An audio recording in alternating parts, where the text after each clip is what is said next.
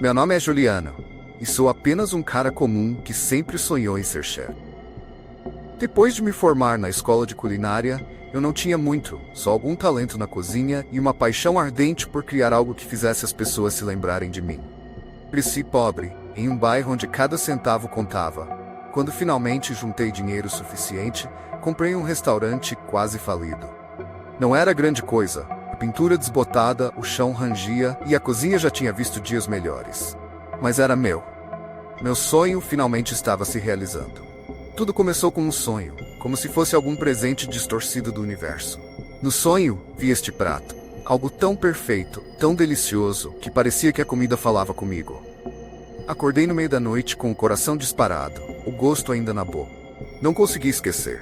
Não conseguia tirar aquilo da cabeça. No dia seguinte, corri para a cozinha depois de fechar o restaurante. Desesperado para recriar o que tinha visto. Passei horas experimentando, tentando diferentes combinações de temperos, molhos e carnes. A imagem do sonho estava clara, mas o sabor era outra coisa. Nunca tinha experimentado nada parecido. Era como se todos os sabores se unissem em perfeita harmonia, mas havia algo mais, algo quase sobrenatural. Finalmente, depois do que pareceram centenas de tentativas fracassadas, eu consegui. Chamei o prato de Il Capolavoro, a obra-prima.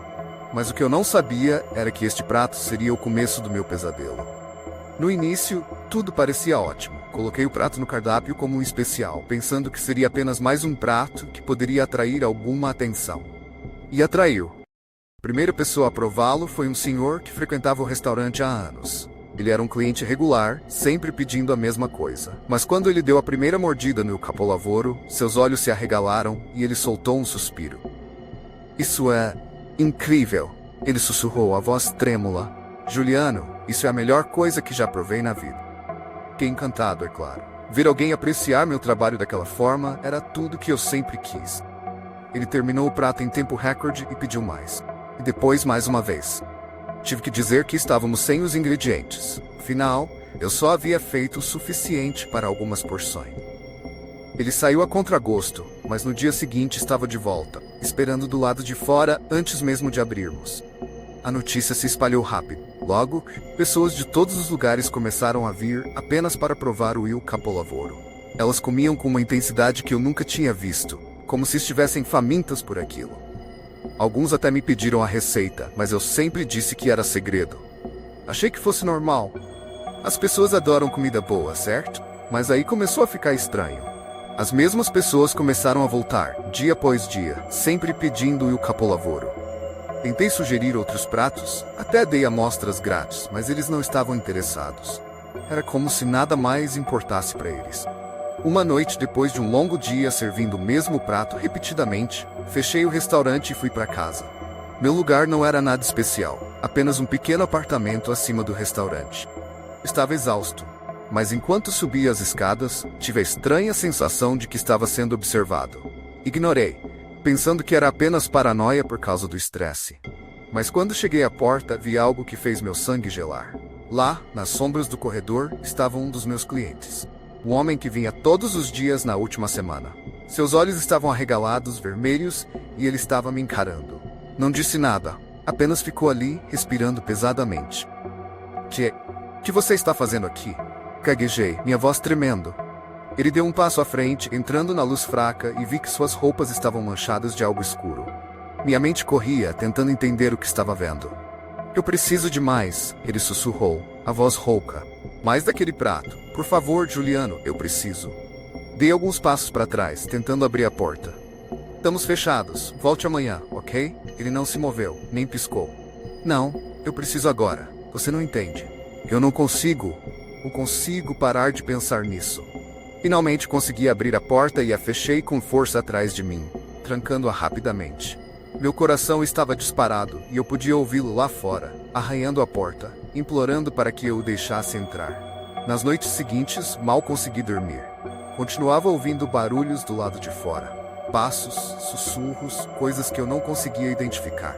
E durante o dia, o restaurante estava lotado de pessoas, todas exigindo o Il Capolavoro, como se estivessem viciadas. Elas começaram a ficar agressivas, empurrando e brigando umas com as outras para chegar ao balcão primeiro. Tentei tirar o prato do cardápio, achando que isso resolveria o problema, mas só piorou. Começaram a gritar, a me ameaçar, exigindo que eu trouxesse de volta. Uma mulher até jogou um prato em mim quando me recusei a servi-la. Você não entende o que fez? Ela gritou, o rosto contorcido de raiva. Precisamos disso. Precisamos. Não demorou para que começassem a aparecer no meu apartamento, batendo na porta, implorando para que eu cozinhasse para eles. Chamei a polícia, mas quando eles chegaram, a multidão já havia se dispersado, só para voltar horas depois. Os policiais não me levaram a sério. Achavam que era apenas um grupo de fãs muito empolgados. Eles não entendiam o desespero nos olhos deles, a loucura que estava lentamente tomando conta. Eu estava preso. Toda vez que saía do apartamento, eles estavam lá, esperando por mim. Me seguiam pelas ruas, no mercado, até no banheiro. Não conseguia escapar deles, não importa onde fosse. E toda vez que me viam, era a mesma coisa. Cozinha para nós, Juliano. Por favor, só mais uma vez. Isso estava me enlouquecendo. Comecei a ver os rostos deles nos meus sonhos, os olhos vazios e famintos. Mal conseguia me concentrar em cozinhar qualquer outra coisa, e quando tentei fazer o Il Capolavoro novamente, algo estava errado. Não era o mesmo. O sabor não estava certo, e a obsessão não desapareceu. O pior, muito pior. Uma noite, ouvi alguém arrombando o restaurante. Corri para baixo, pensando que era apenas mais um cliente desesperado, mas o que encontrei foi muito mais aterrorizante. Lá no meio da sala de jantar, estavam 5 pessoas. Cada uma segurando facas, garfos, qualquer coisa que encontrassem. Eles estavam brigando pelos restos do Il Capolavoro, rasgando uns aos outros como animais. Havia sangue por toda parte, espalhado nas paredes, formando poças no chão. No começo, nem me notaram, muito consumidos pela fome. Mas então, um deles olhou para cima, e eu vi algo em seus olhos, que me gelou até os ossos. Não era apenas fome, era loucura, pura e sem filtro. Ele se lançou contra mim, faca em mão, e eu mal consegui desviar. Peguei uma frigideira da cozinha e bati com toda a força que tinha, acertando sua cabeça. Ele caiu, mas os outros se viraram para mim, gritando, me arranhando, desesperados por mais. Eu corri. Corri para fora do restaurante, pelas ruas, sem saber para onde estava indo. Podia ouvi-los atrás de mim, os passos ecoando na noite, cada vez mais próximos. Consegui chegar de volta ao meu apartamento, bati a porta com força e a tranquei com o que pude encontrar. Pude ouvi-los do lado de fora, batendo na porta, gritando meu nome. Juliano, Juliano, nos dê, precisamos disso. Eu não sabia o que fazer. Estava apavorado, encurralado como um rato em uma gaiola. E então, em meu desespero, lembrei do freezer. Cambaleei até a cozinha, as mãos tremendo. O freezer era minha última esperança. Podia me trancar lá dentro, talvez esperar até que se cansassem e fossem embora. Abri a porta e entrei, o ar frio me mordendo a pele. Fechei a porta atrás de mim, mergulhando na escuridão. Mas enquanto estava lá, ouvindo os sons deles destruindo meu apartamento, percebi algo que fez meu coração parar. O freezer trancava por fora. Fiquei lá, no escuro, o frio do freezer se infiltrando nos meus ossos. Minha respiração saía em arquejos irregulares, formando nuvens no ar gelado.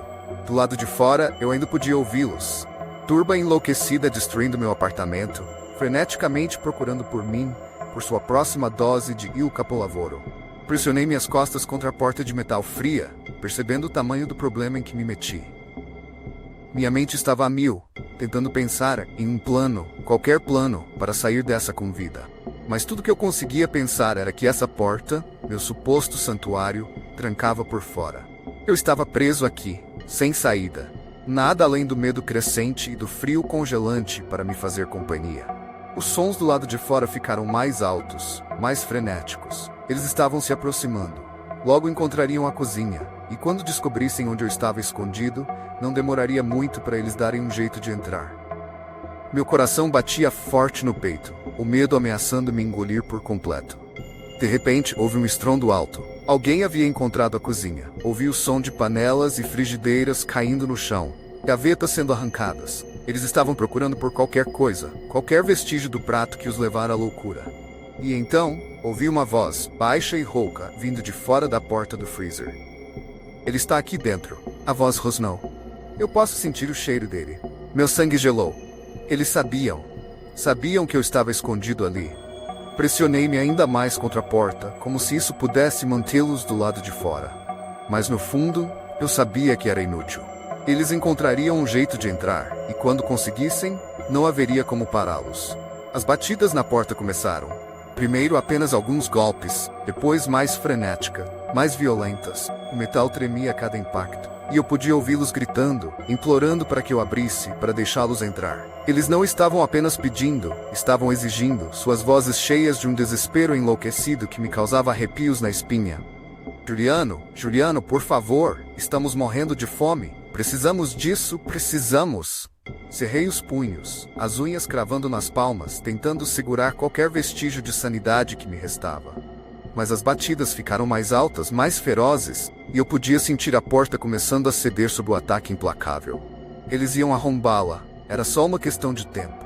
E então, com um estrondo ensurdecedor, a porta se abriu, batendo contra a parede. O ar frio escapou, misturando-se ao ar quente e impregnado de sangue da cozinha.